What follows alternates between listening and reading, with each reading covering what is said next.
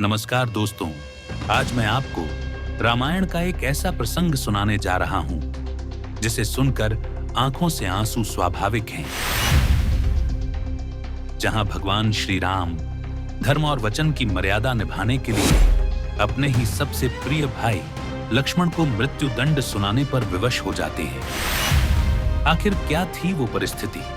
कौन थे वो रहस्यमयी साधु जिसने यह शर्त रखी और कैसे लक्ष्मण ने अपने प्राणों का बलिदान दिया? आइए पूरी कथा सुनते हैं। श्री राम का राज्याभिषेक हो चुका था। अयोध्या में हर ओर खुशियों का वातावरण था। इसी बीच एक दिन राजमहल के द्वार पर एक अद्भुत साधु पधारे। उनका स्वर गंभीर, नेत्र अग्नि समान और मुख पर ऐसा तेज जिसे देखकर सभी अचंभित रह गए। राजन, मुझे आपसे एक अत्यंत गुप्त वार्ता करनी है। यह वार्ता कोई तीसरा नहीं सुन सकता, लेकिन याद रहे, यदि इस वार्ता के बीच किसी ने बाधा डाली या इस वार्ता को किसी ने सुना तो उसका परिणाम होगा मृत्युदंड। यदि आप ये वचन दें तो मैं आपसे उस गुप्त वार्ता पर बात करने को अग्रसर हूं। जैसा आप कहें, मर्यादा की रक्षा मेरा धर्म है। उन्होंने अपने द्वारपाल को हटा के अपने प्रिय भाई लक्ष्मण को आदेश दिया कि इस गुप्त वार्ता के समय कोई भी भीतर ना आ पाए। यह आदेश है, चाहे परिस्थिति कैसी भी क्यों हो। लक्ष्मण, जैसा आप कहें प्रभु, आपके आदेश के लिए मेरा जीवन भी न्यौछावर है। उसी समय द्वार पर पहुंचे आर्षी दुर्वासा अपने क्रोध और श्रापों के लिए प्रसिद्ध थे। लक्ष्मण, तुरंत मुझे राम से मिलाओ, मुझे अभी ही उनसे भेंट करनी है। मुनिवर, कृपया क्षमा करें।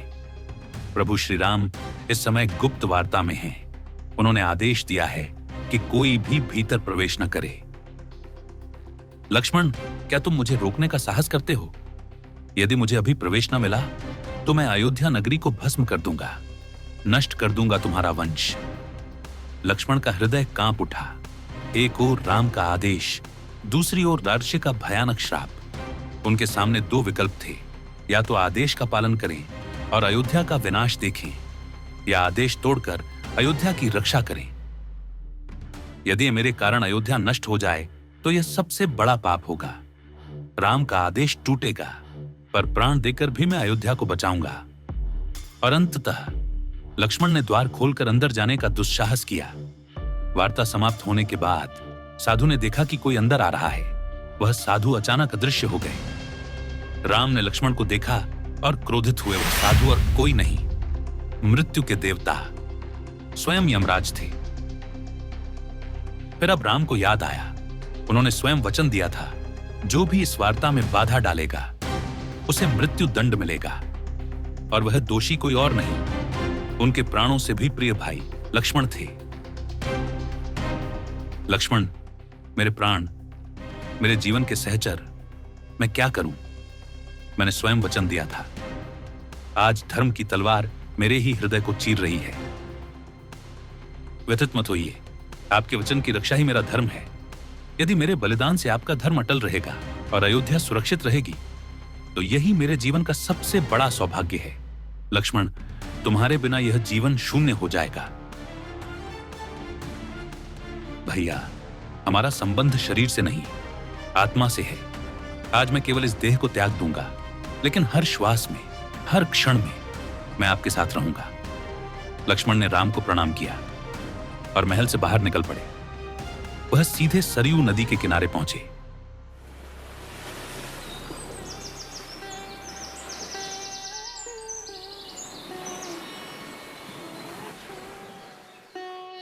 सूर्य अस्त हो रहा था और आकाश में रक्तमाभा फैल रही थी।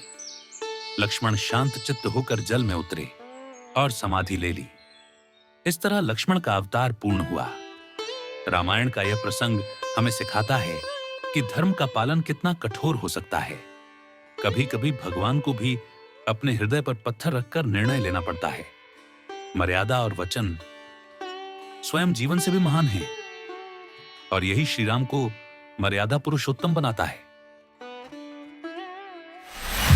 लक्ष्मण के सरयू नदी में समाधि लेने के बाद श्री राम गहन शोक और धर्म संकट में डूब गए। उन्हें लगा अब पृथ्वी पर मेरा कार्य पूर्ण हो चुका है। रावण वध, धर्म की स्थापना और मर्यादा की रक्षा, यही मेरा उद्देश्य था। लक्ष्मण के बिना अब अयोध्या अधूरी है। श्री राम ने अयोध्या वासियों को बुलाया और कहा, हे अयोध्या वासियों, अब समय आ गया है कि मैं भी मृत्यु लोक से विदा लूं। यह शरीर नश्वर है, लेकिन आत्मा अमर है। मेरा अवतार अब पूर्ण हो चुका है। वह सरयू नदी के किनारे पहुंचे, वैसा ही स्थान जहां लक्ष्मण समाधि ले चुके थे। श्री राम ने अपने पुत्र कुश को राज्य का भार सौंपा। भरत और शत्रुघ्न ने भी प्रभु के चरणों में आकर रोते हुए कहा, भैया हमें छोड़कर मत जाइए। लेकिन राम ने शांत स्वर में उत्तर दिया, अवतार का उद्देश्य कभी स्थायी नहीं होता। जब कर्तव्य पूर्ण हो जाता है तो लौटना ही धर्म है। श्री राम ने अपने तेजस्वी स्वरूप को प्रकट किया। उनका देह दैदीप्यमान हो उठा और सबको झांत हो गया कि यह कोई साधारण राजा नहीं, बल्कि स्वयं विष्णु भगवान थे जो अवतार रूप में पृथ्वी पर आए थे। श्री राम ने चरण सरयू नदी में रखे। नदी की धाराएं मानो स्वयं उन्हें अपनी गोद में लेने को उमड़ पड़ी। देवताओं ने आकाश से पुष्प वृष्टि की। राम धीरे धीरे जल में डूबते गए और अंततः सरयू की लहरों में विलीन हो गए। लक्ष्मण के प्रस्थान के बाद श्री राम का मृत्यु लोक त्याग यह दर्शाता है कि ईश्वर भी अवतार लेकर धरती पर धर्म की स्थापना करने आते हैं, और जब उद्देश्य पूर्ण हो जाता है तो लौट जाते हैं। राम और लक्ष्मण का यह प्रसंग त्याग, धर्म और मर्यादा का सबसे दिव्य उदाहरण है।